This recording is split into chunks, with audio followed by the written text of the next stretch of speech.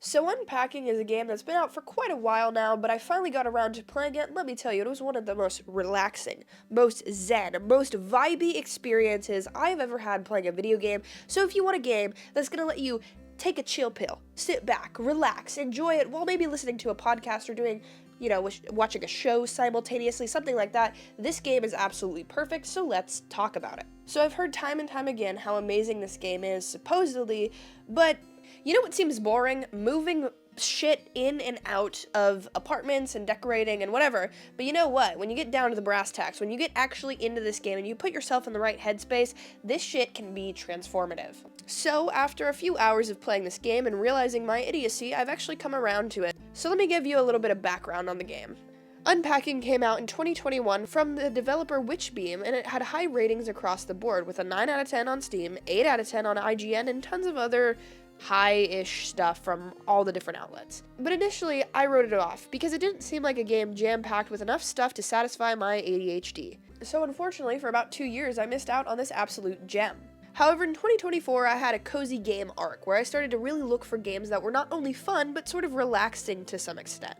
I didn't want to be constantly stimulated absolutely all the time. Sometimes I just wanted to put on Father Cooper's Call Her Daddy and chill out as I unpack some packages and move into my new cute little pixelated house. Unpacking is a game that grabbed me through just moving stuff. Literally, all you do is take shit out of boxes and place it around the apartment or house or whatever you're in. It's not particularly challenging, but sometimes the sheer amount of stuff we have is bizarre, especially in contrast to how big the space is. But the specialness of this game isn't just through placing objects, it's through the story it tells while doing so. Something as simple as placing objects at different stages in a person's life can tell us so much about them. We never really see our main character, but we do decorate her childhood room, and then she goes off to college and we see all the few childhood things she takes with her.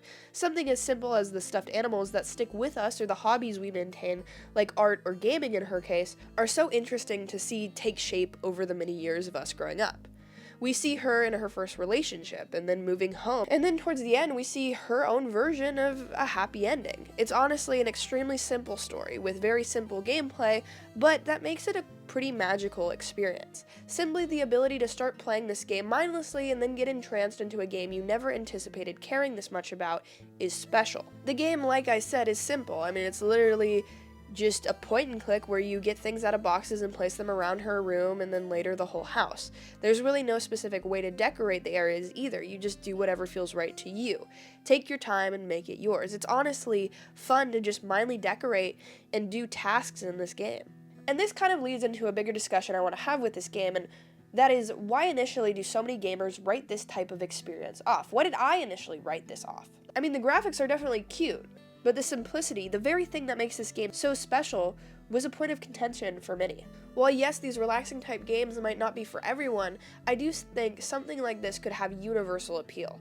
Like, it's genuinely fun in a much different way than other games. I think sometimes it's important also to get outside of your comfort zone and check out new titles that you wouldn't usually play. Games that maybe you've never cared enough to see what they're about, or they just don't seem like the typical game or genre you'd be interested in.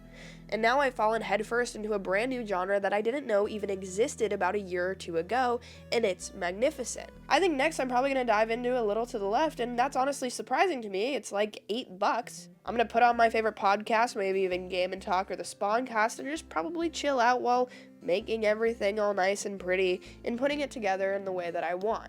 Unpacking is such an interesting game because it really, I think, capitalizes on simplicity and allowing the player to explore and allowing the player to craft their own gameplay experience in a way. Your fun factor depends on how much you yourself enjoy decorating things and sort of just mindlessly doing these things that don't seem that important in the time, but then once it comes all together, it's really satisfying. It's also satisfying to get the 3 stars. They have a little bit of a ranking system there, and it's such a short game.